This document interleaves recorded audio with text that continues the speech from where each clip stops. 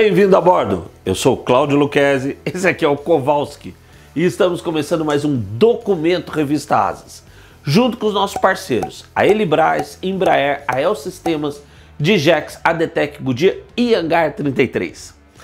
E fica já o nosso recado, gostou do vídeo? Dá o seu curtir e compartilha com os amigos, com seus grupos, traz mais inscritos aqui pro canal, né Kowalski? E vamos lá! O Royal International Air Tattoo, que aconteceu agora em 14 e 16 de julho, na base da Real Força Aérea, RAF, em Farnborough, é o maior encontro de aviação militar do planeta. E esse ano, no meio de caças de quinta geração e muita tecnologia para todo lado, a grande estrela foi um jato que voou pela primeira vez há 81 anos. É claro que você sabe de que eu estou falando. O Messerschmitt Me-262, o primeiro caça a jato da história. Bom, e dá para entender, correto? O jato, que é de uma série limitada e pertence à Fundação Messerschmitt, nessa sua inédita ida ao Riad, ainda teve uma celebração.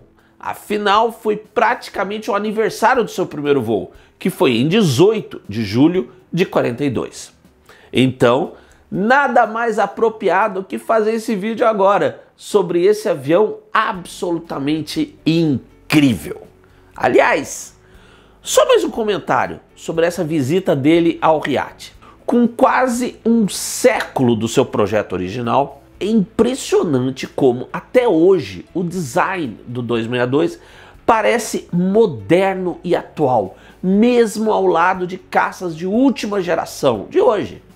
Então, Kowalski, senta que lá vem história. Na segunda metade dos anos 30, sempre na busca de mais velocidade e performance nos caças, na Alemanha e em outros países, havia times de engenharia buscando soluções alternativas àquela combinação motor a pistão e hélice. Um dos caminhos era uma tecnologia ainda imatura, mas com um potencial revolucionário: o motor a jato. O primeiro motor desse tipo na Alemanha foi o HE-S3 da Henkel, sendo seguido pelos da BMW e da Junkers, os turbojatos BMW 003 e o JUM 004. Em 27 de agosto de 39, o primeiro avião a jato do mundo, o HE-178, fez seu voo inaugural e, após testes bem-sucedidos, foi apresentado a Adolf Hitler e ao todo-poderoso chefe da Força Aérea Alemã, a Luftwaffe, Hermann Göring. Mas, apesar do seu potencial, o 178 não impressionou os dois, que achavam que os tipos já em serviço, como o caça Bf-109, já eram mais do que superiores aos das outras nações. Além disso, o Henkel, que era experimental, levaria um bom tempo para gerar um caça, e os nazistas acreditavam que muito antes disso já teriam derrotado todas as nações rivais e consolidado o seu Reich dos 1000 anos. Mas, sem grande prioridade, foi autorizado que uma equipe da Messerschmitt, liderada por Woidemar Vogt, iniciasse o projeto de um caça a jato. E em março de 40 autorizou-se a construção de 3 protótipos, já com o nome de Me-262, que ficaram prontos no início de 41, mas faltavam os motores. Então, só para validar o projeto aerodinâmico, foi instalado um motor a pistão no nariz de um dos protótipos. E esse bichinho estranho voou em 18 de abril. Enfim, já no primeiro trimestre de 42, a BMW entregou os primeiros turbojatos 003. Por questão de segurança, os voos foram feitos então com uma configuração híbrida, com 2 turbojatos e um motor a pistão. E isso foi muito bom, porque os BMW 003 se mostraram totalmente não confiáveis. Chegou perto do programa ser cancelado, mas o 262 foi salvo, porque havia a alternativa do Jumo 004. Reequipado com esses e sem um motor a pistão, o Messerschmitt 262 voou em 18 de julho de 42, com todo o sucesso, com propulsão 100% a jato. Foi então autorizada, em outubro, a construção de uma pré-série de 30 aviões e em julho de 43 a produção em larga escala. Mas foi só na primavera de 44 que os primeiros 23 jatos estavam prontos para os testes em combate real. E nessas alturas, a realidade da guerra era bem diferente daquela que Hitler e a cúpula nazista tinham sonhado. A Alemanha não só não vencera a guerra, mas essa tinha se prolongado além das piores expectativas. O Terceiro Reich estava de fato acossado, tendo de recuar em todas as frentes. O próprio céu sobre a Alemanha era uma dessas arenas. A outrora orgulhosa Luftwaffe perdia a batalha pelo próprio céu do Terceiro Reich. Enxames de bombardeiros aliados, dia e noite, castigavam alvos por toda parte, com os caças P-51 Mustang lhes dando escolta até os alvos mais distantes. A Luftwaffe estava num processo de esmagamento rápido. Era preciso um caça que tivesse uma superioridade tecnológica inédita e também em performance e poder de combate para virar a mesa. E esse caça existia, era o 262. Se o P-51D chegava a 700 km por hora, o 262 dançava no ar a mais de 900 km por hora.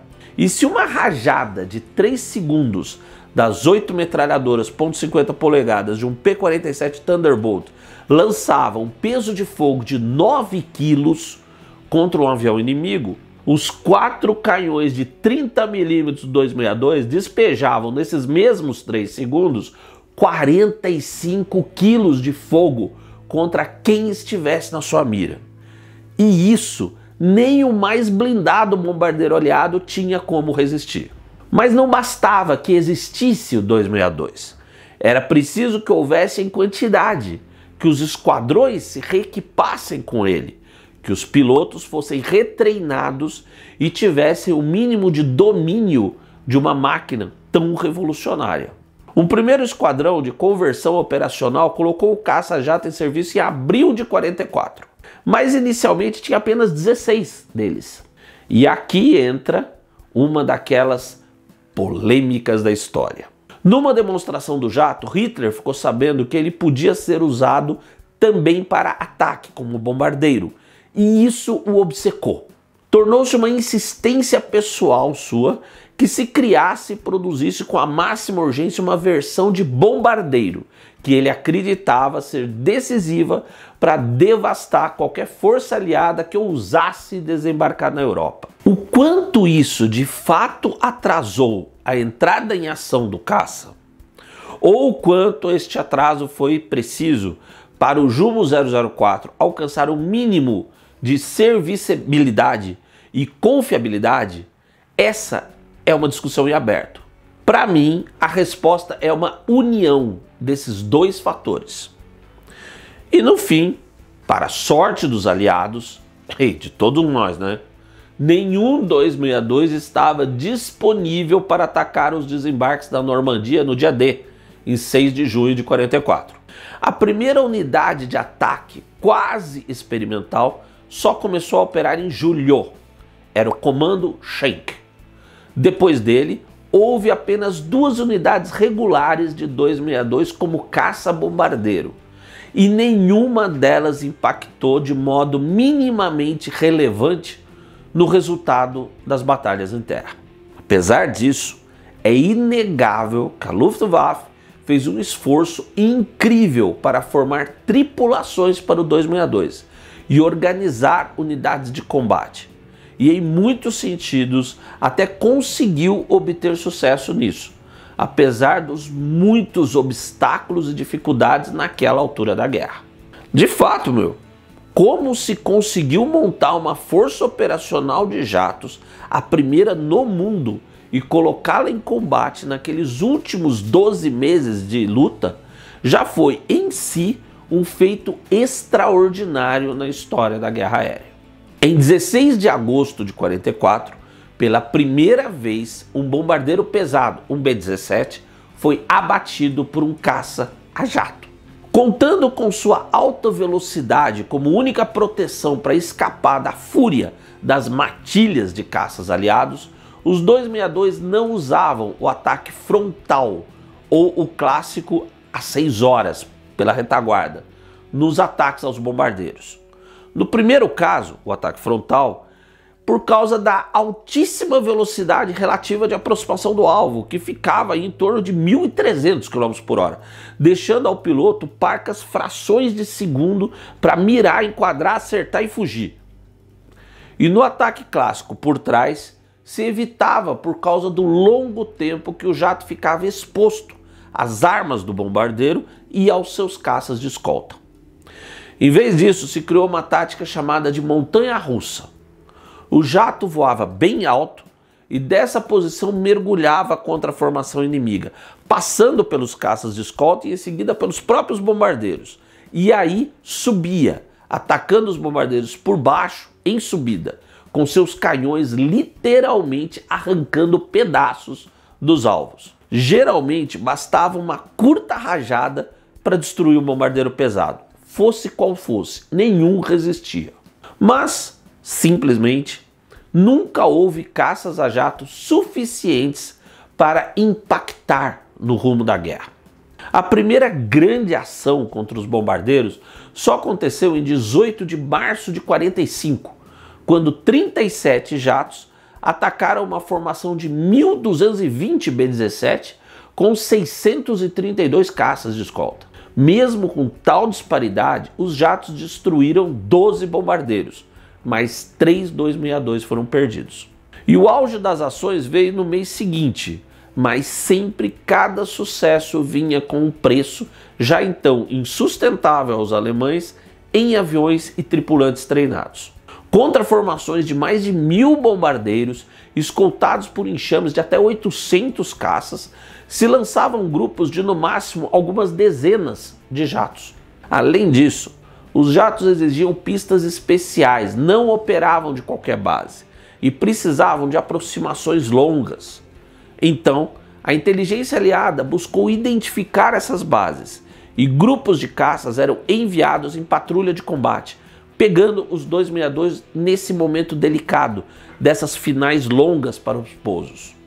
E isso custou muitas perdas de jatos preciosos. Ao terminar a guerra, somando todas as suas vitórias em todas as unidades que os operaram, os 262 somaram 735 vitórias de aeronaves inimigas, o que não deixa de ser expressivo, sobretudo se lembrarmos que a Luftwaffe nunca conseguiu ter mais que uns 200 caças a jato operativos ao mesmo tempo. E além dessas missões de ataque, como caça-bombardeiro e de caça puro mesmo, o 262 foi também usado para reconhecimento e ainda como caça noturno. Essa última missão apareceu com o Comando Welter, uma unidade especial que iniciou as suas missões em janeiro de 45, usando uma variante especial do 262 equipada com um radar de interceptação Neptune. Logo em seguida apareceu a primeira versão genuína de caça noturno, com 2 lugares para o operador do radar. Atuando a partir de abril na área de Berlim, o esquadrão destruiu um total de 48 aviões inimigos em 160 missões, a maioria desses sendo os até então ininterceptáveis mosquitos da RAF.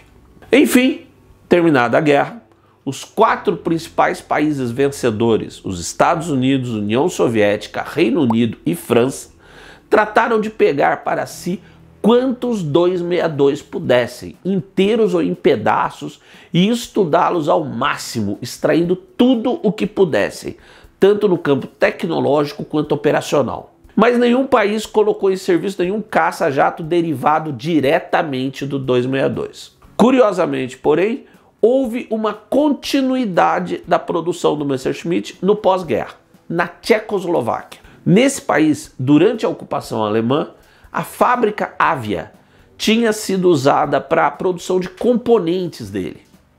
E com o fim da guerra, foi iniciada a produção de uma versão local, que era totalmente idêntica àquelas da Luftwaffe, designada S-92, com uma variante de instrução de 2 lugares, CS-92. Mas, como a Tchecoslováquia se tornou alinhada com a União Soviética, os soviéticos cancelaram essa produção, com os tchecos adotando o caça-jato soviético MiG-15. E antes de fechar, deixa eu esclarecer mais sobre o 262 que voou no Air Tatu esse ano. O jato foi um dos 5 produzidos pelo chamado Projeto ME-262, uma empresa criada para essa produção limitada de uma série nova do 262. A única grande diferença em relação àqueles do tempo da guerra foi a substituição dos Jumo 004 pelos turbojatos General Electric CJ610, acomodados perfeitamente dentro das nacelles de desenho original. E claro, no cockpit, a adoção de equipamentos de rádio e navegação compatíveis com as regras de aeronavegabilidade e segurança atuais. Essa foi a história de um avião revolucionário, o avião que inaugurou a era do jato. E você assistiu aqui no canal da Revista Asas, comigo e com o Kowalski, o melhor da aviação, a sua história e cultura no YouTube. Um grande abraço e até o próximo voo.